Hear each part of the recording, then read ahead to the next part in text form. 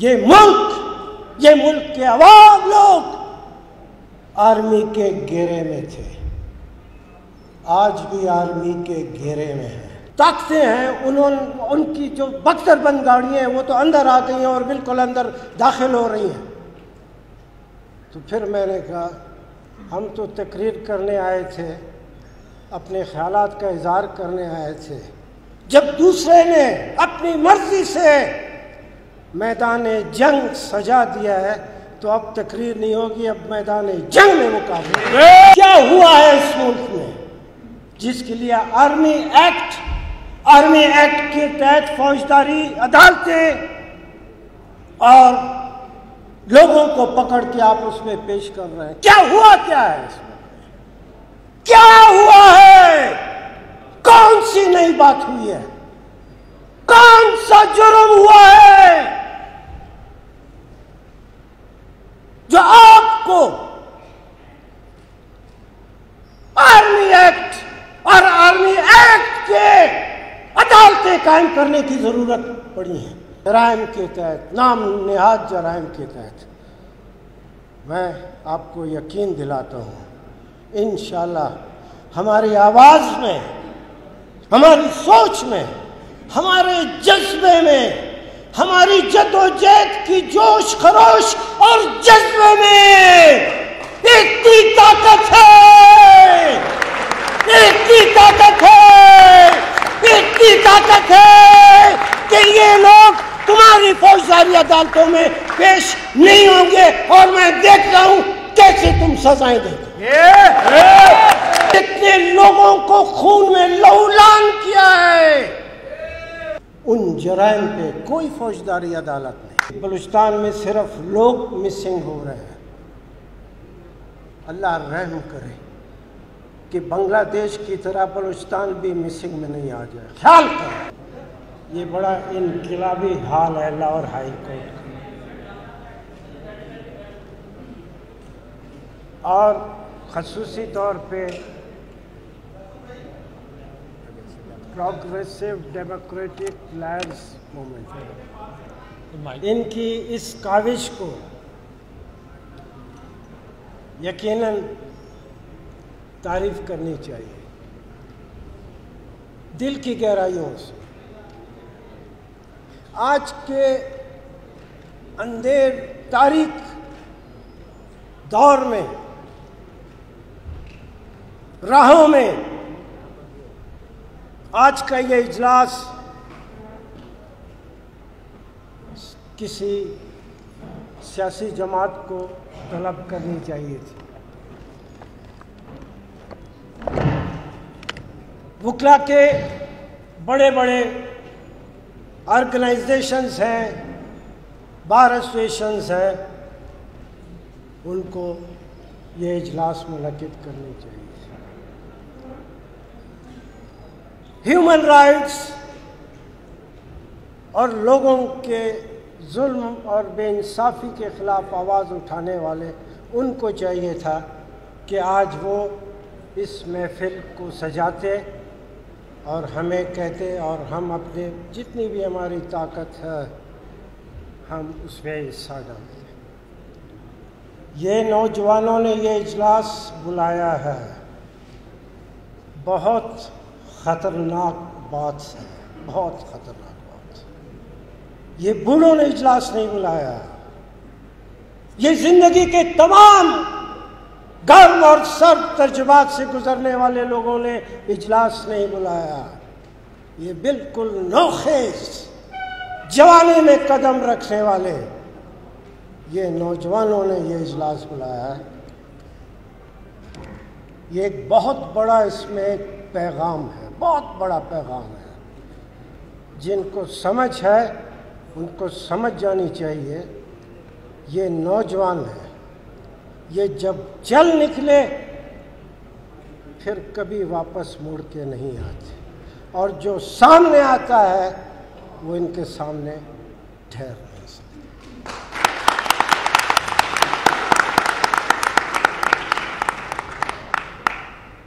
और हम यकीनन आज मैंने कहा ये बड़ा इनकलाबी हाल है और मैं पाकिस्तान के वकला, लाहौर के वकला का हमेशा मशकूर और ममनून रहा हूँ।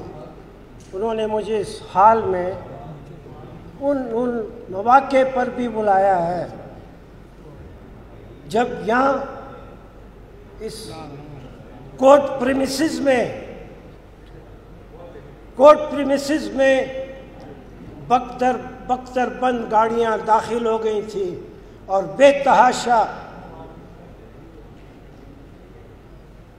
टीयर गैस की शेलिंग थी, और मैं स्टेज के इस तरफ रोस्टम पे खड़ा, जो भी मेरी गुजारिशात थी, तो जब मुझे बताया गया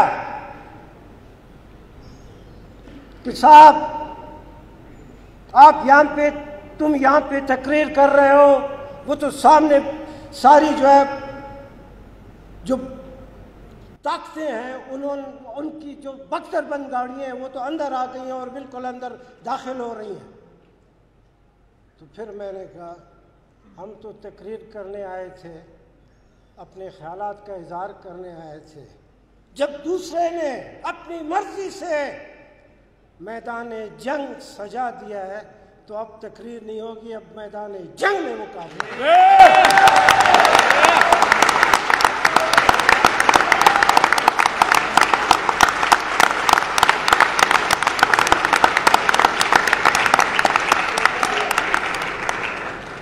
और वो सामने के गेट से जिससे बख्तरबंद गाड़ियां दाखिल हुई थी, वकला के जोरे बाजू से वो बख्तरबंद गाड़ियां वहां से भागती हुई लोगों ने देखी।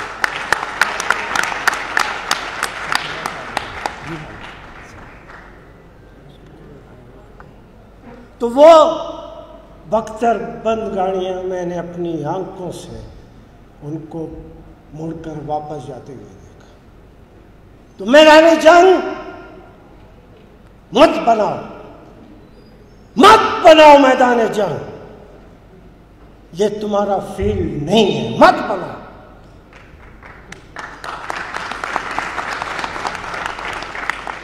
अवाम के मुकाबले में और मजलूम अवाम के मुकाबले में, गरीब अवाम के मुकाबले में कभी तारीख में कोई मैदान जंग में अवाम को कुचलने में कभी कोई कामयाब नहीं हुआ। तुम भी कामयाब नहीं हो सकते।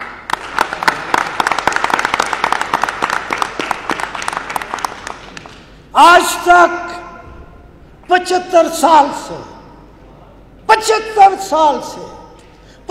साल के दिन रात से ये मुल्क के अवाम लोग आर्मी के घेरे में थे, आज भी आर्मी के घेरे में है। अब थोड़ा वक्त हुआ है, अब आर्मी के घेरे के साथ साथ आर्मी एक्ट के भी घेरे में है।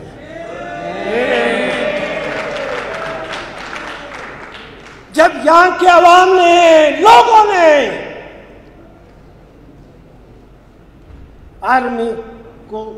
आर्मी के घेरे को तस्लीम नहीं किया, ये आर्मी एक्ट को भी यकीनन कोई तस्लीम नहीं किया।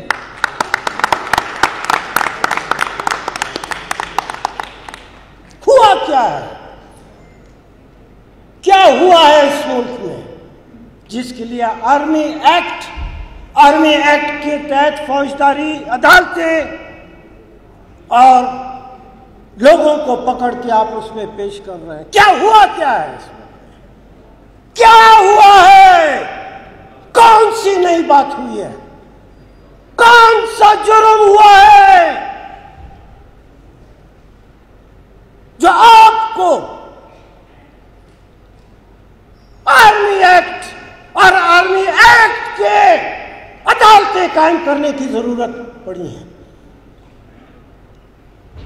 अदालतें तो आजाद होती हैं, उनकी जगह भी मालूम होती हैं, उसमें बैठे हुए जज भी नजर आते हैं,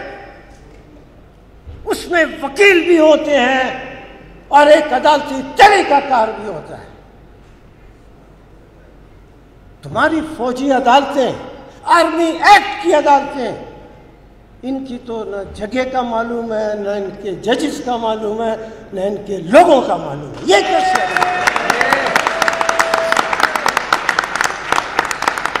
ये कैसी अदालतें हैं? और हमें कहा जाता है, हमें बताया जाता है कि आर्मी एक्ट की इन अदालतों में उन लोगों को पेश किया जा रहा है जिन्होंने ये जराइम किए हैं।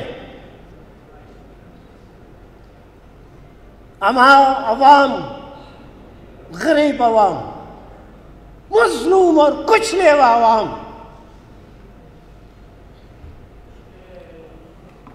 जब तुम्हारे कहने के मुताबिक, तुम्हारी सोच के मुताबिक जब वो जुर्म करें तो अदालतें और आर्मी एक्ट और फौजी अदालतें, और जब तुम जुर्म करते हो, जब तुम जुर्म करते हो तो क्यों अदालतों में पेश होना या पेश होने को अपनी तौहीन समझते हो? तुम तो जुर्म करते हो, ये मैं नहीं कहता, ये सारा हाल कहता है, ये सारा मुल्क कहता है, ये सारा मुल्क शुरू से आज तक यही कहता रहा है कि जुर्म तुमने किए हैं, मगर आज तक अदालतों में तुमको किसी ने पेश नहीं किया। जब तुम अपने जराइम, जो आइन के जराइम हैं, जो दूसरे जराइम हैं, जब उन जराइम के तहत तुम अदालतों में पेश नहीं होते तो जिन हजारों नौजवान लड़कों को आपने पकड़ा है जराइम के तहत, नाम नेहाद जराइम के तहत, मैं आपको यकीन दिलाता हूँ इंशाअल्लाह हमारी आवाज़ में, हमारी सोच में, हमारे जज्बे में, हमारी जद्दोजहद की जोश खरोश और जज्बे में इतनी ताकत है, इतनी ताकत है, इतनी ताकत है कि ये लोग तुम्हारी फौजदारी अदालतों में पेश नहीं होंगे और मैं देख रहा हूं कैसे तुम सजाएं देते।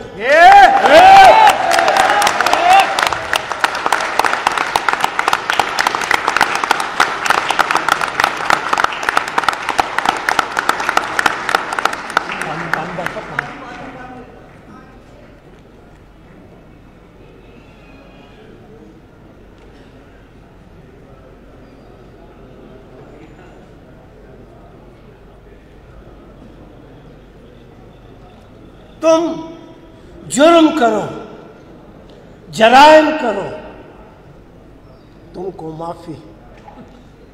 हम जुर्म करें तो हमारे हाथों में हथकड़ियां और पैरों में भेड़ियां। ये हम नहीं मानते, हम नहीं मानते,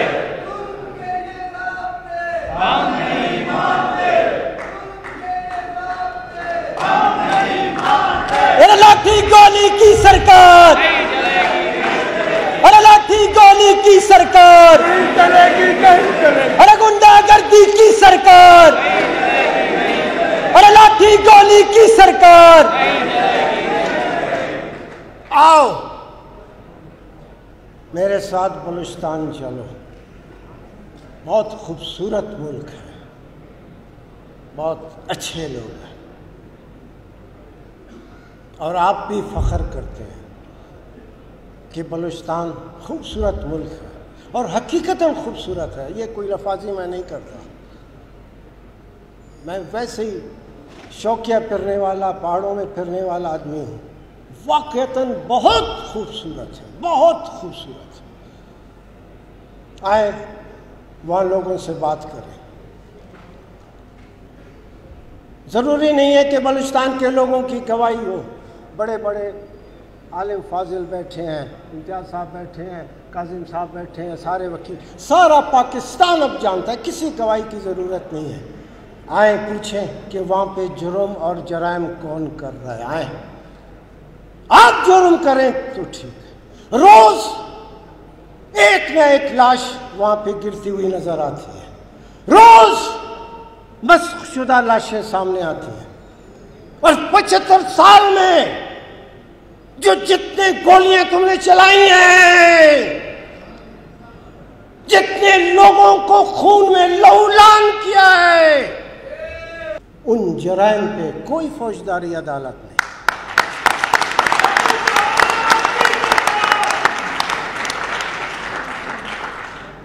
और अफसोस आपके साथ तो हमारा मामला है, ये जमहूरियत है, बहुत बड़ा मुल्क है, इसमें अब आर्मी एक्ट और आर्मी का हुक्म नहीं चल सकता, ये मुसलमा बात है। अब इसमें कोई दो राय हो नहीं सकती। मैं ये अदालतों की बात करता हूँ, अदालतों की बात करता हूँ, अदालतों की बात करता हूँ, अदालतों की बात करता हूँ, बड़े बड़े अदालतों की बात करता हूँ, हाई कोर्टों की बात करता हूँ।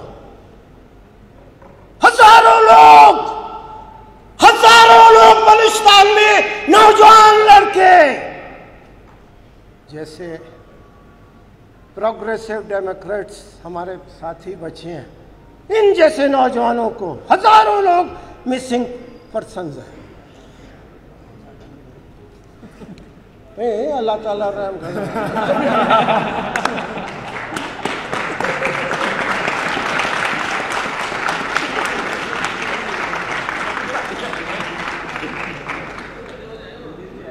ऐसी मैं समझाने के लिए, इंसान में जुर्रत या हौसला कैसे पैदा होता है, इंसान में जुर्रत या हौसला कैसे पैदा होता है। मैंने जिस सभी बलूचिस्तान की बात की,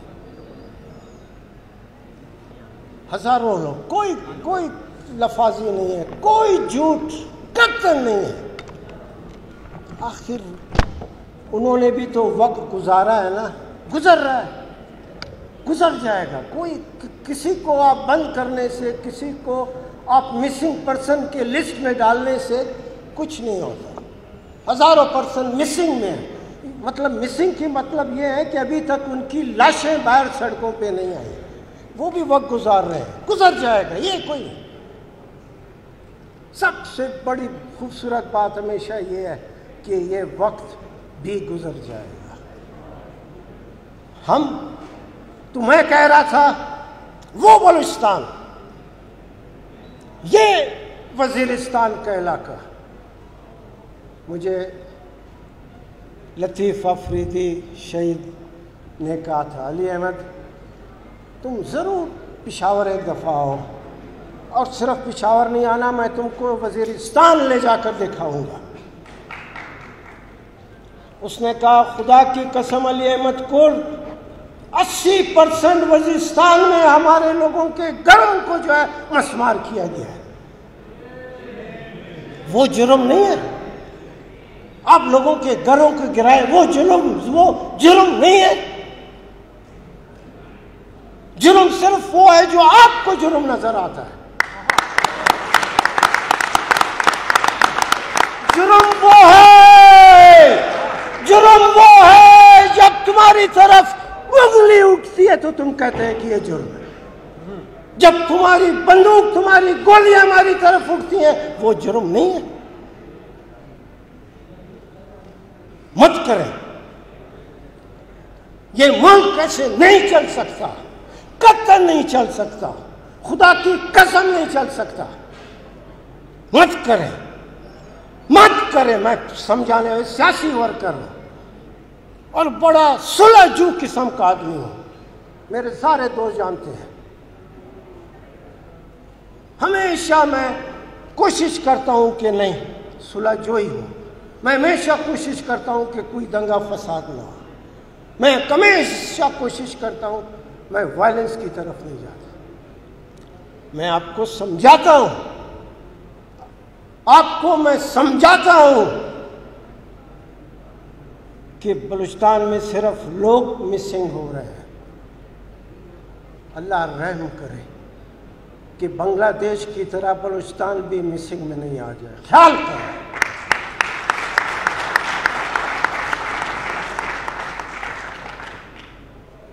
आपने दिया क्या?